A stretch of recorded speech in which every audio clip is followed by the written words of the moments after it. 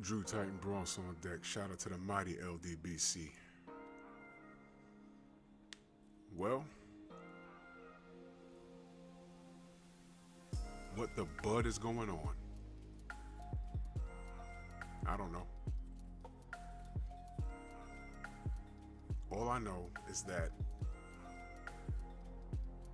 I'm minding my own business, and I'm checking the brothers and see what's new in boxing, because the brothers news online is more concrete, more reputable,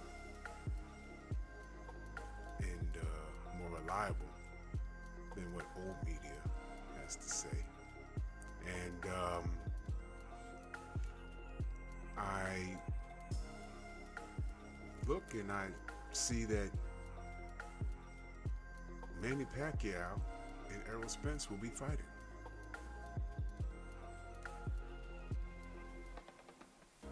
What? Where did that come from? I don't know. Well, let me say this about that, because I'm already having discussions about excuse me, I'm having these conversations with people about they're saying, hey man, what happened to strap season? What happened to strap season? What happened to it? Here's my thoughts on it. If Bud's unconditional fans can stand by everything that he does, because you do realize that we could have had this fight a while ago. But y'all know, he said, Errol said, I'm going to do this over here first, and then I'm going to get to you. But we can get busy 60-40. And Bud said no. And his fan says, nah, he deserves 50-50. Never mind, he didn't do anything at 147. He didn't do anything of note. Errol has the better resume at 147. You did. Bud was undisputed at 140. That's cute. And fast forward to 147. Yeah, he got a belt. As if that wasn't in the plan. He set all of that up. Bob Arum set all that up. I've never seen Bud in a fight that I didn't think he was going to win. All right, so he gets here. He gets to 147, and I don't know. He says, all right, 50-50, or 60-40 my way. Meanwhile, I'm looking at the body of work of Errol Spence, the body of work of Sean Porter. Everybody's looking for that smoke. And Bud said, no, I don't even need to fight anymore. And now the latest was he's waiting on the winner between Ramirez and Taylor, which is happening today.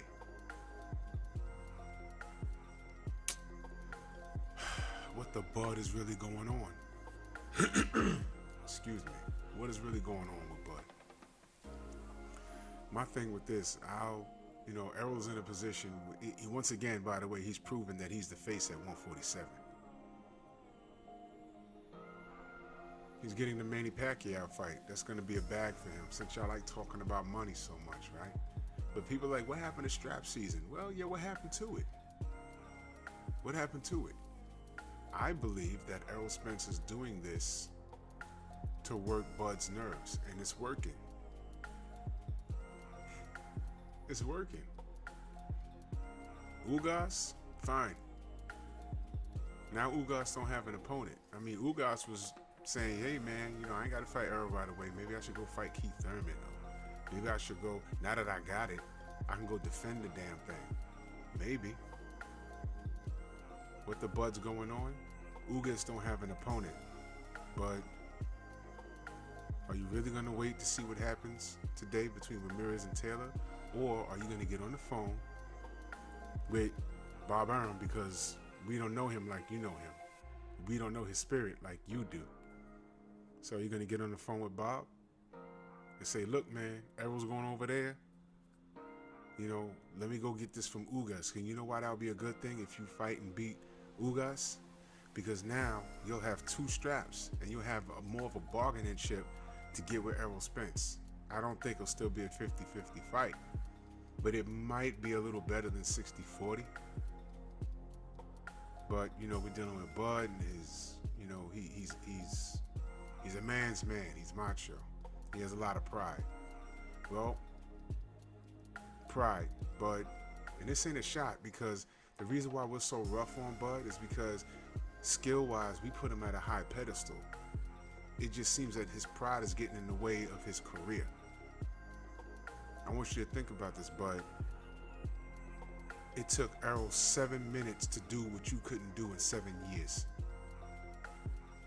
That was secure a Manny Pacquiao fight. Didn't see that coming. I didn't see that coming at all. I was not even thinking about that. He called Errol out a while ago. He said, man, get out of here. You ain't got no belt. It's strap season. Now, I don't know what changed. The last time I was talking to Blu-ray, he said, yo, we training to knock Ugas out. Literally, last week, we're training to knock Ugas out. So as far as I'm concerned, it was Ugas that was about to get to work. Now it's Manny Pacquiao. But what's fine, right under the radar? Shout out to Haymon. Look what he's done this week. Look what Haymon has done this week. Wilder wins the arbitration. Fury can't escape outside of retiring.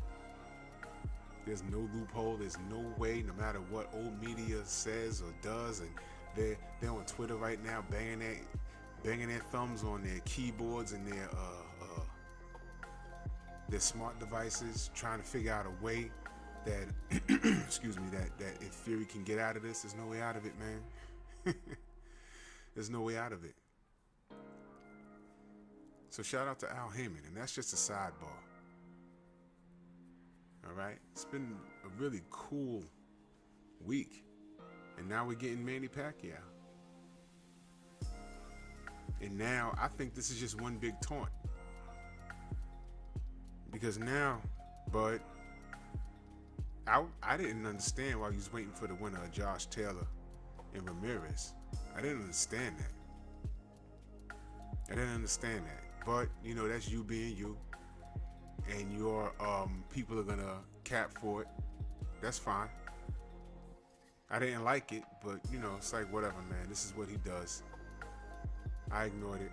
Let's see what happens. But now Ugas doesn't have a dance partner, unless there's something I'm missing. So in my opinion, Bud, what I think you should do is reach out to Ugas. Where we at? It's May 22nd. June, July. Maybe you could do something in August, the same month that Errol does. And you know why I think it should be in August? Maybe the week before. I mean, you're in a rival company, right? Show us your star power. Let me see. Looking at my calendar, the 21st is the third Saturday in August. Maybe you should fight on the 14th. That's the second week, or the 7th. That's the first week. Maybe even the 28th. That's the fourth week. Whatever Saturday he's fighting on, maybe you should fight Saturday before or prior. Or maybe the first week of September if you're not confident, but show us your star power. We already know where Manny and Errol's going. They're going to go in Dallas. They're going to sell it out. But show us your star power. Make me a believer. I already believe in your skill set. But show us why this fight should be 50-50 and why we was wrong to doubt you. Fight on the same month. If not, fight. Well, you're not fighting. If you don't want to block and run that risk, you can't fight in July because we got Fury versus Wilder in the third installment. August is strap season with Errol Spence against a legend with no strap. But at this point, he can do what he wants. Since you're doing what you want, let's be consistent. Why don't you take September, the first week, September 4th, Ugas versus Bud. Man, you got June, July, you got the whole summer. Take the first week of September, September 4th, Ugas versus Bud. I'll watch it. I'll pay for it. I'll support it. If it's going to be a pay-per-view. If Bob Arum doesn't stick you on free TV. I don't know.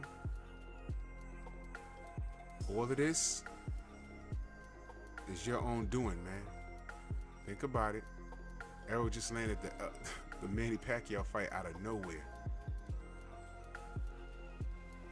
You couldn't do that. Now, I'm not taking shots.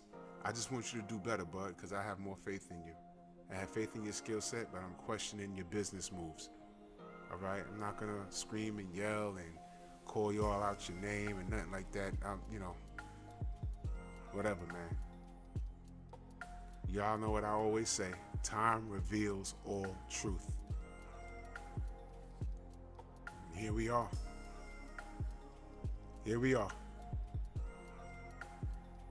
Regardless of how you feel about it, regardless of whether your fans saying, yo, man, I thought it was strap season. None of that matters. If they can cap for you, the people who support Errol can say, yo, look, y'all capping for him not doing anything at 147. Y'all blaming him, his lack of success at 147. Y'all blaming it on Errol. So it don't matter what Errol does. What if Errol beats up Manny, which I think he's going to do anyway, beats up Manny, and Ugas is still sitting there with the WBO strap and fights Keith Thurman. But you gotta make an attempt to go get that belt off of him, man. You gotta make an attempt. Come on, man. I think your fans have more faith in you than you have in yourself. That's what it's looking like. Bronx on deck.